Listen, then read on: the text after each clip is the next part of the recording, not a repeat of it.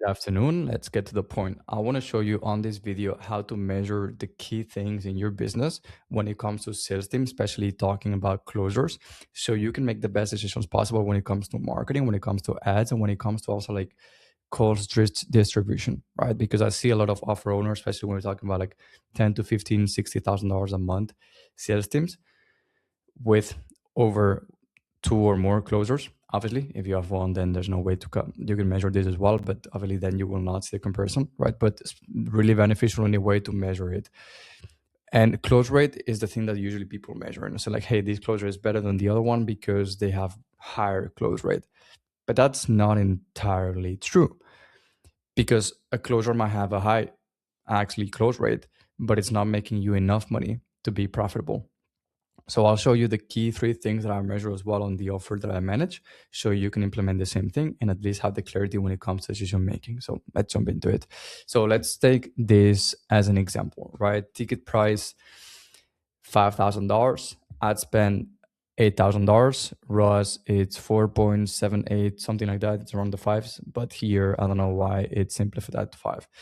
Someone might look at this and say, "Oh wow, this is freaking awesome. I have a 5x ROAS. I invest $8,000 into ads and I make $38,000 cash collected for my offer." But if we don't go deep enough into it, we will never know what's going on inside. So, two closures. Let's take closure A versus closure B on the calendar year. Let me do it like this. Oh, shoot, that's way too.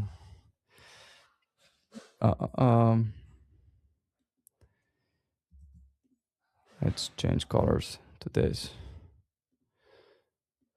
Okay, yeah. So closure A and closure B, both of them have the same amount of calls on the calendar. Let's say for a full month, 40. Show rate exactly the same, 70%. So equals 28 calls taken, each one of them. Offer rate, as long as the quality of the leads are decent enough, 75% offer rate as well as a standard for both closures.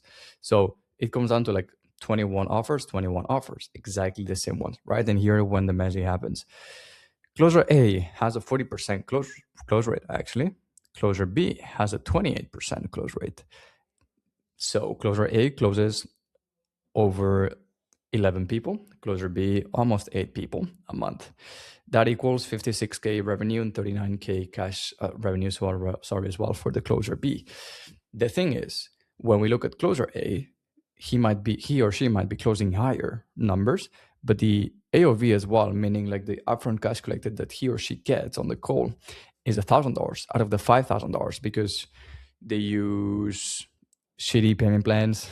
They let everyone in for the highest like the lowest barrier entry, and then you get churn, and then they stop paying you, and then you don't make the backend cash collected as well, because the commitment is not there, and the gap has not been built.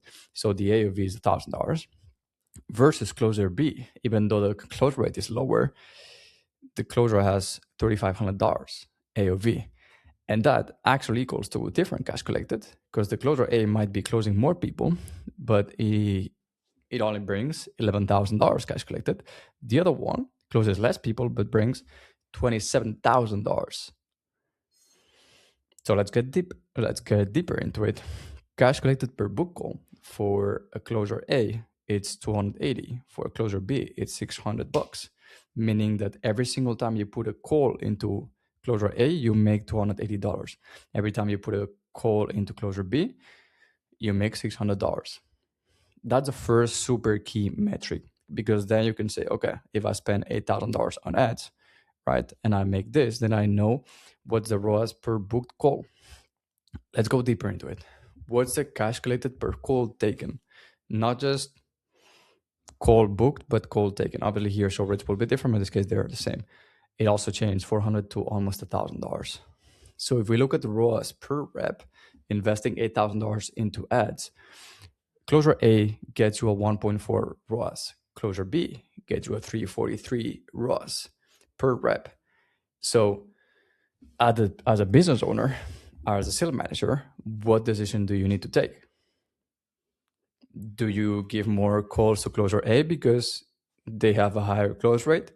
or you give more close to closer B, because even though he or she has a lower close rate, you make more money and it gives you better ROAS as well. Obviously, everyone would move into number 2, closer B, because even the close rate is lower, you make way more money. But this is why going in depth into your numbers and having the right data is so important in your business.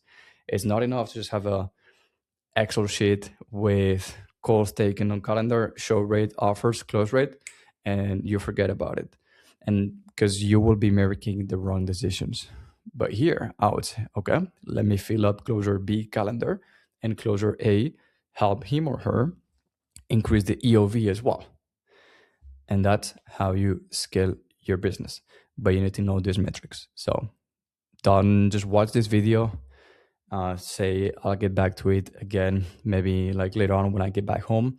Please implement this like now, yesterday. You should be implementing this from like 2 days ago. So don't just skip this, actually implement it, and you will see a dramatic change in the way that you operate within your business, and the clarity when you make decisions as well on marketing will be impeccable.